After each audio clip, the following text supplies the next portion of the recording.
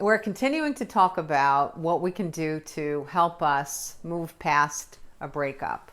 And if you haven't done so yet, it's a good time to go to the first video and take care of really looking into those exercises first. It's a good starting point for what we will talk about today.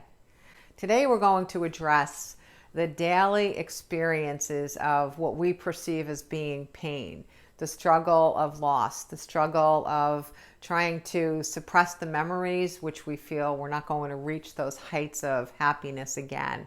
So today we're going to talk about how do we get through our day-to-day experiences so that we can find space in our energy and in our optimism to actually believe that we're going to be okay and to start to move forward.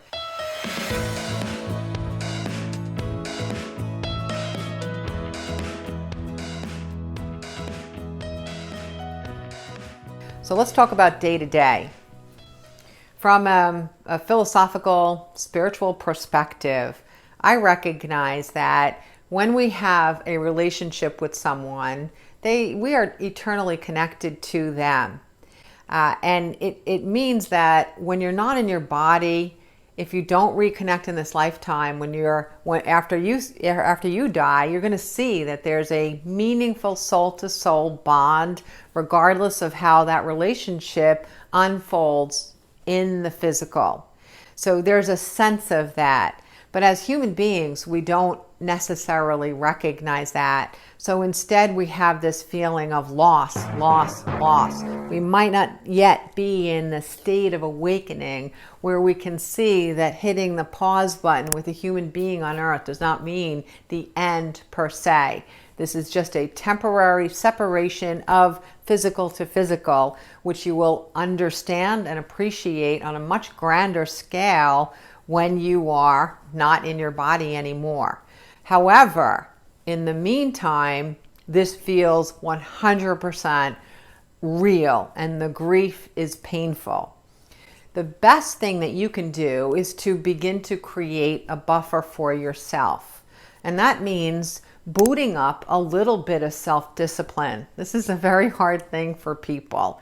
There is such a temptation to scroll all day, looking at this social media and this, to look for your ex and see what they're up to and what they're posting. Is there a new mate? Is there a new partner? Oh, did they buy a house? Did they sell a house? They're in a kayak. Look at how happy they are. Did they ever really love me?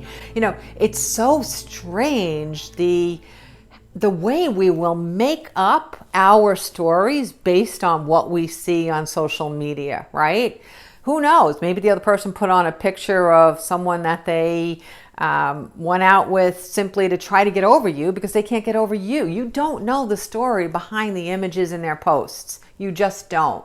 So why look at anything at all? Okay? Why look? Do you want to suffer? That's what it comes down to.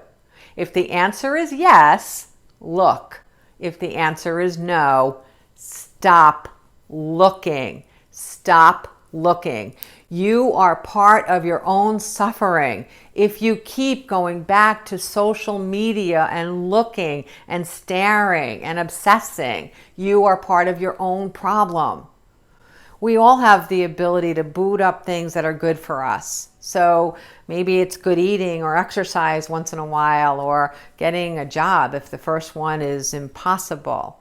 So you have the strength within you. You have the power in you to be disciplined in exiting from immersing yourself in social media connected to that person, period. Okay. I've done this for a really long time. I'm trying to think, is there an exception? No, there's no exception.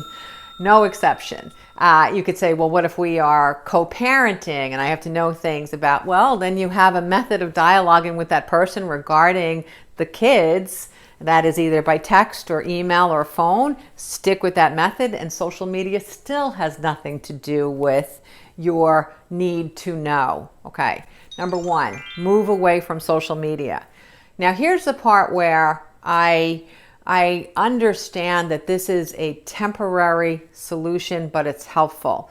Just like we don't want to keep drowning in the pain of looking at them and whatever they're posting on a daily basis. We also don't want to surround ourselves with their stuff, pictures of them, their favorite shirt that I used to cuddle up into, the slippers that they gave me when such and such happened, and oh, this bracelet that not only do I stare at and touch all day, but I also have it in my peripheral no matter what else I'm doing, including meeting a potential date. All of a sudden I got this stupid bracelet in my peripheral. Oh, I don't know. Are you going to be good enough? Are you as good as him? Are you as good as whatever? Take it off. It's okay to say, I'm going to be at a place of peace at some point so I can box some of this and put it away in my physical memory space and take it out when I know I'm in a place of peace. But for now, get rid of it. Get rid of it. All you're doing is heightening your sense of pain. That's all you're doing. And you're kind of having a conversation with the universe that you're never gonna get past this, or that was the best you could ever do. You're actually saying this is the best I will ever do by keeping that stuff around and suffering with it. So let's go back to that initial question. Do you want to suffer? Yes, keep it around. No, hide it temporarily or get rid of it. Okay? Do you want to suffer? Yes or no? Do you want to suffer? Yes or no? Every time you feel an urge to go back to one of those two things, pulling something out of that alluring box or popping, oh, let me just look at Insta for a sec. As soon as you feel that pull, stop and say, do I want to suffer? And if you continue to go through with that step, ask yourself, why? Why do I want to suffer? Why do I want to suffer? Why do I want to suffer? Am I used to suffering because I had a lot of pain in my life? Do I think I'm not worthy of happiness? Do I think that this is it and there will never be anything better? Why do you want to suffer? That's the question. Okay, so now if we're getting rid of the sights and the smells and the sounds and the images, now you can start to build something. But get rid of all of that which is only distracting you. Oh, let me remind you of this. I touched upon it very, very briefly with the scrolling. Please don't keep rereading your text and your messages with this person as well. This is exactly the same as immersing yourself in their objects or in their social media. It's a choice to suffer. It's a choice to suffer. I guarantee that whatever you think you could have done differently, you've already discovered it, and it's either locked inside of you or it's right there where you need it to be in moving forward with potentially another person. So you don't have to keep reviewing it. You don't have to keep saying, oh, he did this and he did that, or why did I say it this way, or maybe I was overwhelming, or this, that. You already know what you need to know. You already have within your being the ideas of what will help you to have a more meaningful relationship in the future, and what you would expect from the qualities of another person and how they treat you, but also of what you expect from yourself, what you want to give to a relationship. It's already there. Scrolling and rereading and scrolling and rereading will not give you anything fresh. What we're really talking about is not reliving the past and not giving yourself a reason to believe that your best days are gone by, but to take your energy, your very valuable resource of your mind and your body and your spirit, and start to be able to create something new rather than living in the past. Likewise, the last area of discipline that you may want to exercise is how you have conversations with other people. So you could be, going for a walk with a friend and it's an hour hike and it's beautiful nature. And if you wind up reiterating the pluses and minuses of this relationship for that whole hour, you've done zero to take advantage of your time with your friend, with your being out in nature, with getting this exercise.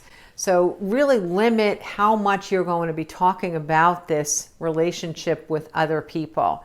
I could see having a little bit of a drop-off period where in the beginning it might help you to just sort things out or get some clarity. So a brief moment of, a few days or something like that, that actually makes a lot of sense. But if you continue to make this the focal point of your conversations with friends and loved ones and family and coworkers, you're going to be doing the same exact thing as staying on that person's social media site all day.